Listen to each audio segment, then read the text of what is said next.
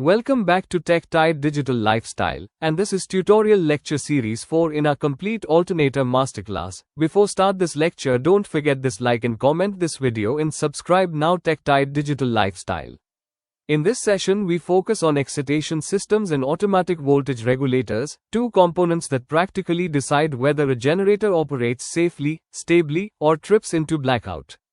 The glowing rotor field shown here represents the heart of voltage generation, while the digital control panels highlight modern AVR systems used on board ships and in industrial plants.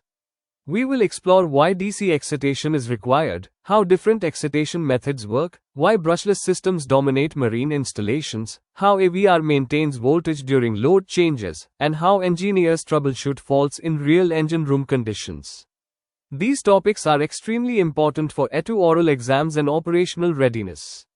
Why excitation is needed? This slide's graphic shows DC current flowing into the rotor winding and magnetic flux spreading into the stator core.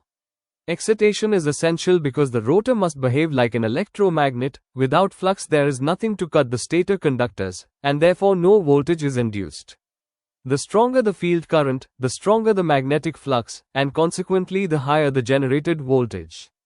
In practice, excitation becomes the main control knob for terminal voltage in synchronous generators. Marine engineers constantly monitor field current meters and AVR displays because any abnormal excitation value can indicate developing faults such as shorted turns, diode failures, or sensing problems that may later result in unstable supply or blackout situations. Types of excitation systems. Here we compare multiple excitation arrangements used across different generator sizes. Separate DC exciters were common in older systems and involved a small DC generator mounted on the shaft. Self-excited systems draw power from the alternator output itself, which can be problematic during faults. Modern marine machines usually use brushless excitation combined with a PMG that independently feeds the AVR for better response. The static excitation system shown here is more common in large power plants, using thyristor-controlled rectifiers.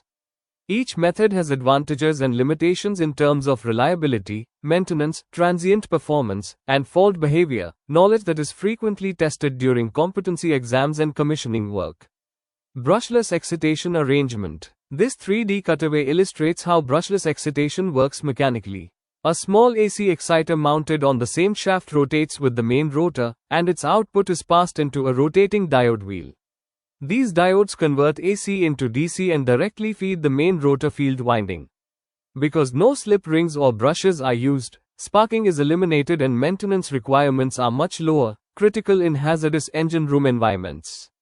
Engineers must still regularly inspect diode temperatures, tightness of connections, and cooling air paths, because a single diode failure can reduce excitation, distort waveforms, or even cause sudden generator trip and blackout on board.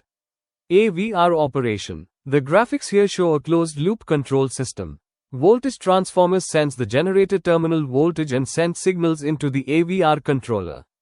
Inside the AVR, this measured value is continuously compared to a reference set point. If voltage drops due to load increase, the AVR immediately increases excitation. If voltage rises, it reduces field current.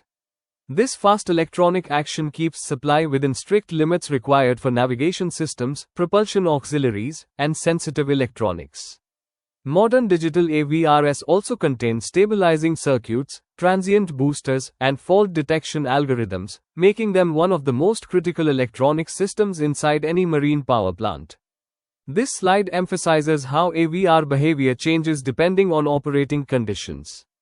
During single generator operation, the regulator focuses on holding voltage constant. When multiple generators run in parallel, droop or reactive compensation features are activated to ensure stable reactive power sharing.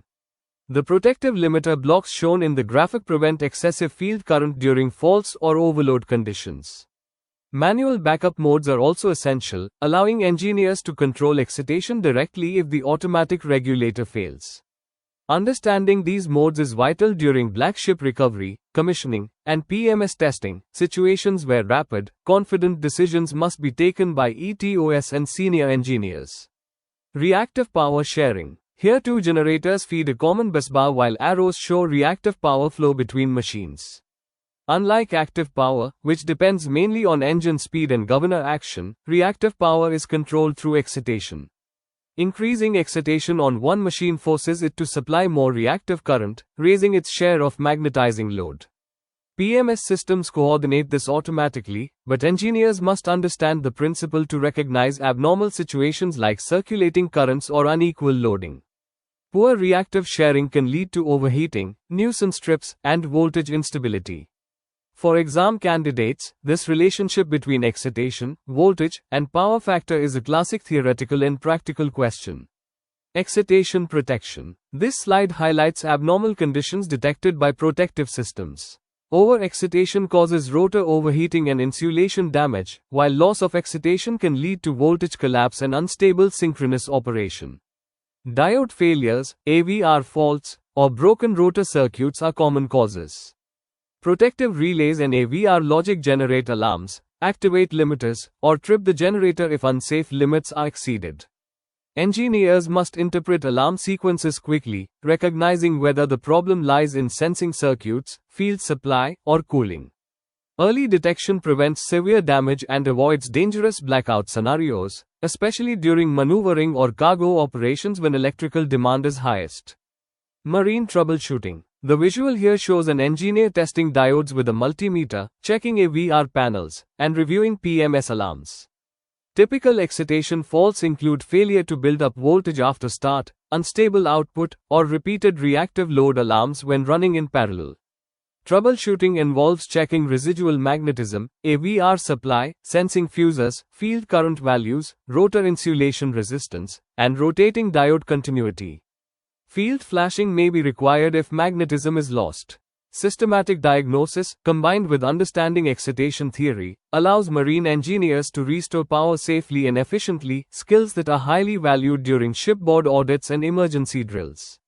Summary or exam focus. To summarize this lecture, excitation supplies DC current to the rotor and controls the magnetic field required for voltage generation.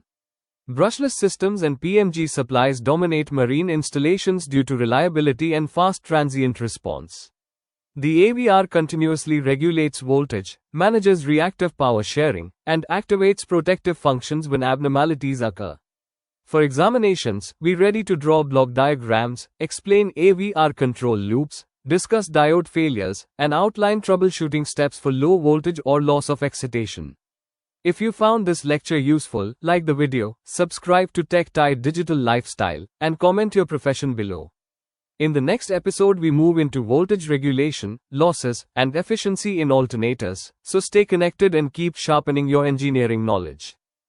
Thanks for watching this complete lecture on excitation systems and AVR here on TechTide Digital Lifestyle. If this session helped you clearly understand how marine and industrial alternators control voltage and reactive power, please hit the like button, subscribe to the channel, and turn on the notification bell so you never miss the next class in this series. Drop a comment below telling us your profession, A2, marine engineer, student, or industrial technician, and what topic you want explained next. In the upcoming video we will cover voltage regulation, losses, and efficiency in alternators, which is extremely important for exams and real shipboard operations. So stay connected and keep upgrading your engineering skills with TechTide Digital Lifestyle.